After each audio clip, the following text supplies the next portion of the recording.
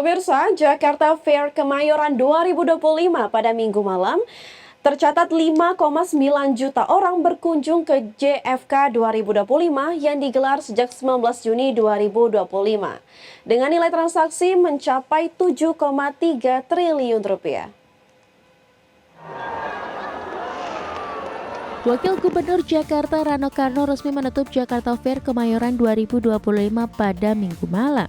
Sebanyak 5,9 juta orang tercatat berkunjung ke JFK 2025 yang digelar sejak 19 Juni 2025 dengan nilai transaksi mencapai 7,3 triliun rupiah. Menurut Rano, nilai transaksi pada JFK 2025 ini menunjukkan ekonomi warga Jakarta tak bermasalah. Rano berjanji pada HUT Jakarta ke-500 2027 mendatang, Jakarta Fair akan lebih besar dari tahun sebelumnya. Bapak Gubernur mengucapkan terima kasih kepada warga Jakarta yang hampir mengunjungi Jakarta 1 bulan ini, hampir 5.900.000 orang.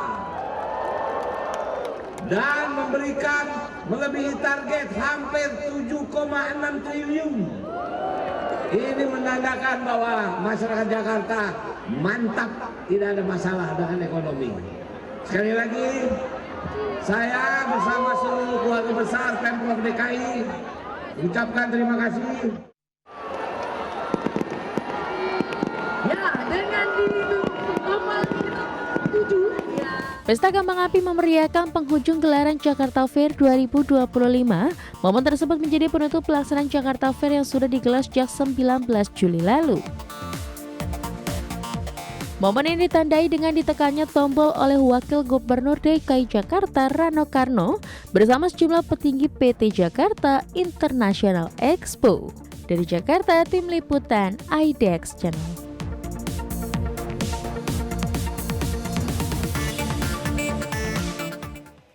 Jakarta Fair Kemayoran 2025 resmi ditutup pada Minggu malam. Nilai transaksi JFK 2025 tercatat mencapai 7,3 triliun rupiah. Namun angka ini turun dibandingkan tahun sebelumnya.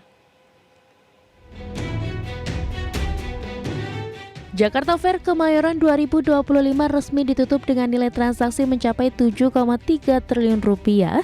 Angka ini turun dibandingkan perhelatan tahun 2024 yang mencapai 7,5 triliun rupiah. Menurut Direktur Marketing J-Expo Rapske Uneman, penurunan transaksi JFK tahun ini salah satunya karena berkurangnya waktu penyelenggaraan. Sedangkan perhelatan JFK yang masuk kalender rangkaian HUT Kota Jakarta ini digelar selama 1 bulan, namun penyelenggaraan JFK 2025 kurang 1 bulan, yakni sejak 19 Juni hingga 13 Juli 2025. Transaksi akan tercapai antara 7,2 sampai 7,3 triliun. Itu yang diperkirakan. Kalau dibanding tahun lalu 7,5 ya, 7,5. Jadi ya mungkin sekitar 200 miliar di bawahnya atau gitu, tapi itu akibat salah satu pengurangan hari itu. Tak hanya mengalami jumlah penurunan transaksi, jumlah pengunjung JFK 2025 juga turun dari 6,3 juta orang pada JFK 2024 menjadi 5,9 juta orang di 2025. Meski demikian, gelaran JFK mampu memberikan dampak ekonomi instan bagi masyarakat Jabodetabek, salah satunya penyerapan tenaga kerja. Dari Jakarta, Tim Liputan IDX Channel. Pemirsa, anak usaha PT PP Persisi mengantongi kontrak baru senilai 144 miliar rupiah di Merauke, Papua. Proyek ini menambah total perolehan kontrak PPRE menjadi 3 triliun rupiah hingga pertengahan 2025. PP Presisi atau PPRE resmi menangkan proyek jasa sipil di Merauke, Papua dengan nilai kontrak mencapai 144 miliar rupiah. Lingkup pekerjaan meliputi stripping atau pemindahan tanah pembukaan, pembangunan jalan sementara serta sistem drainase.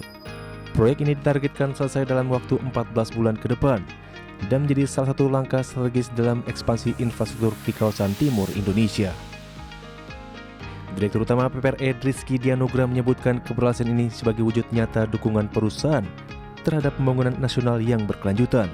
Ia menegaskan efisiensi, kualitas, dan pengelolaan risiko tetap menjadi prioritas utama termasuk melalui optimalisasi armada alat berat milik sendiri. Dengan tambahan proyek Merauke ini, total kontrak konsolidasi PPRE hingga akhir Juni 2025 tembus 3 triliun rupiah. Capaian ini mencerminkan efektivitas strategi ekspansi bisnis yang terus dijalankan secara agresif, sekaligus memperkuat daya saing operasional PPRE di sektor jasa konstruksi terintegrasi. Berbagai sumber untuk ID Action.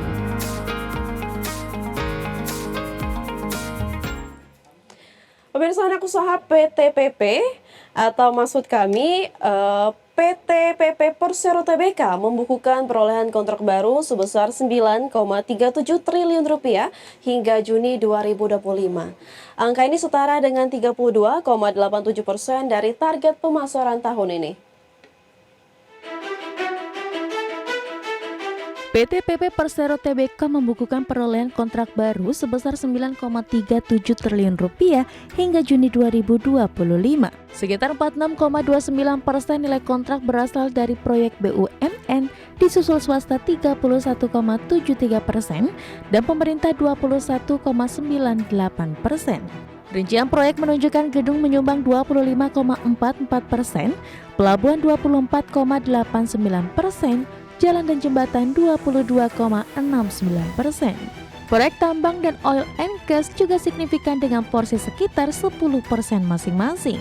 Meski raihan kontrak tinggi di semester 1, pendapatan kuartal 1 hanya 3,51 triliun rupiah, turun 23,9% year on year, dan laba bersih turun 37,2% menjadi 59 miliar rupiah per akhir Maret 2025. Sebelumnya PT PP mencatat kontrak senilai 6,27 triliun rupiah di kuartal 1. Pada akhir Mei total kontrak mencapai 65 triliun rupiah atau 26,9% dari target tahunan. Proyek pelabuhan berkontribusi terbesar 35% dari Mei dan proyek BUMN mendominasi sumber dana, menunjukkan strategi PT PP jeli dalam mengejar proyek infrastruktur strategis. Meskipun realisasi kontrak kuat, perlambatan pendapatan dan laba menunjukkan kebutuhan fokus pada eksekusi proyek dan manajemen beban kerja agar target akhir tahun tercapai dengan sehat secara finansial. Untuk memenuhi target, PT PP akan mengejar proyek gedung, pelabuhan, jalan, dan mining dengan pendekatan efisiensi, optimalisasi tender, dan penguatan pipeline bisnis ke swasta serta pemerintah daerah. Berbagai sumber, IDEX Channel. Kita beralih ke update IHSG, di mana IHSG hari ini naik 0,52% ke level 7.084,35. 127 saham mengalami kenaikan dan 390 saham mengalami penurunan dan 223 saham stagnan.